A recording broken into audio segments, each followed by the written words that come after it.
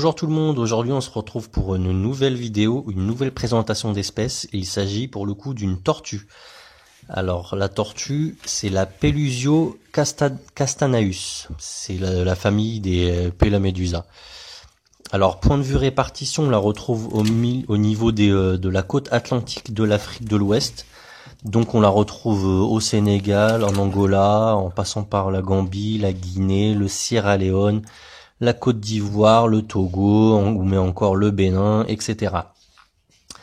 Alors, point de vue prix, selon la taille, on déboursera entre 20 euros, 15-20 euros, à plus de 120 euros selon l'âge et la grosseur de la tortue, forcément. Alors, point de vue taille et espérance de vie. Alors, en animalerie, elle fera une dizaine de centimètres. Mais à taille adulte, c'est autre chose, ça peut varier entre 20 à plus de 30 cm pour les plus grosses. C'est plus rare, mais il faut savoir que ça peut aller jusqu'à 30 cm.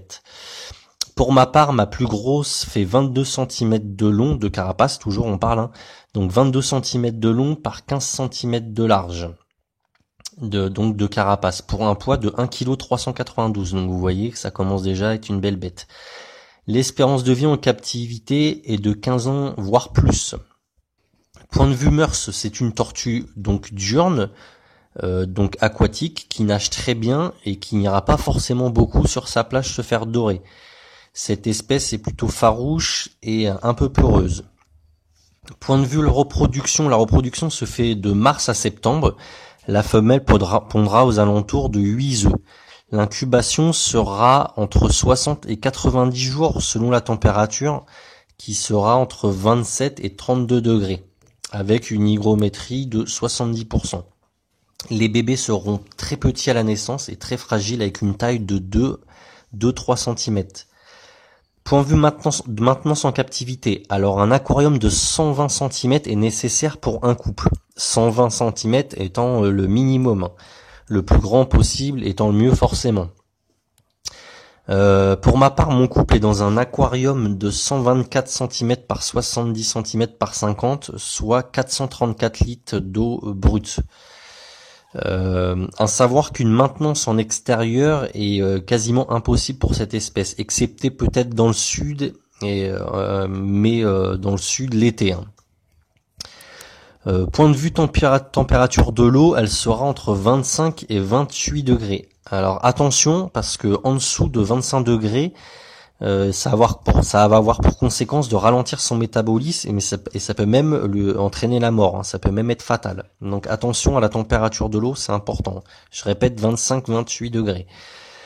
On disposera dans l'aquarium d'une grande plage, facilement accessible, pour que celle-ci puisse se reposer sur sa plage. Au-dessus de sa plage, on placera une ampoule UVB 10.0 ainsi qu'une lampe chauffante si besoin. Si l'intérieur du terrarium est trop froid, on peut rajouter aussi une lampe chauffante ou une lampe UV qui fait les deux.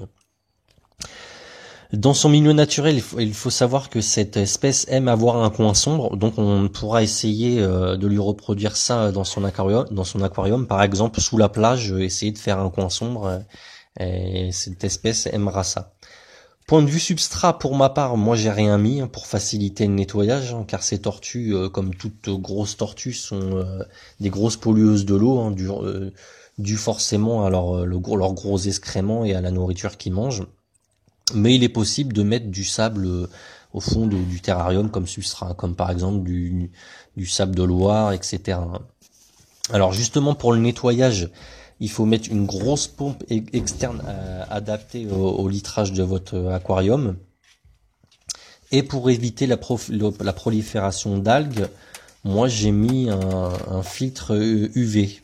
C'est un espèce de filtre, l'eau passe dans des UV très puissants et qui vont tuer les algues.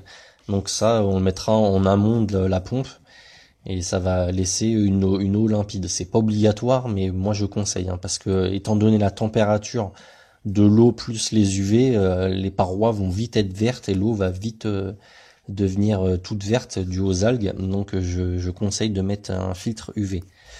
Point de vue nourriture, alors il faut essayer de varier au maximum, hein, comme toute espèce.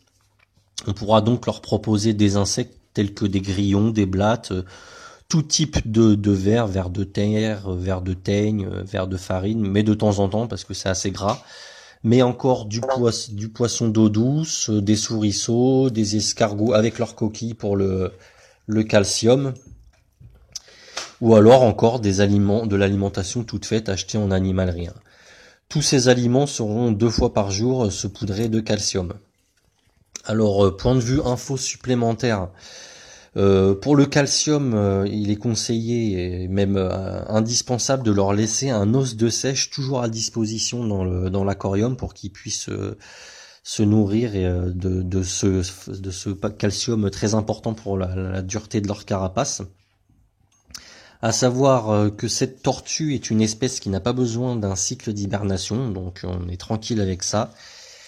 Et dernière info supplémentaire, alors comme je l'ai dit, l'achat de cette tortue, quand vous allez l'acheter en animalerie, ça coûte pas très cher, ça fait une dizaine de centimètres, mais il faut savoir qu'acheter cette espèce, c'est s'engager à lui offrir un tout autre environnement à taille adulte, ce qui a forcément un coût non négligeable. Pour ce qui est de l'aquarium, de la pompe externe, le chauffage immergé et les différentes ampoules. Donc quand on achète une petite tortue qui fait une dizaine de centimètres, il faut savoir que après, selon les espèces, ça peut faire entre 20 et 30 centimètres. Donc c'est vraiment à prendre en considération. C'est pour ça qu'on en a retrouvé beaucoup lâchés dans le milieu naturel.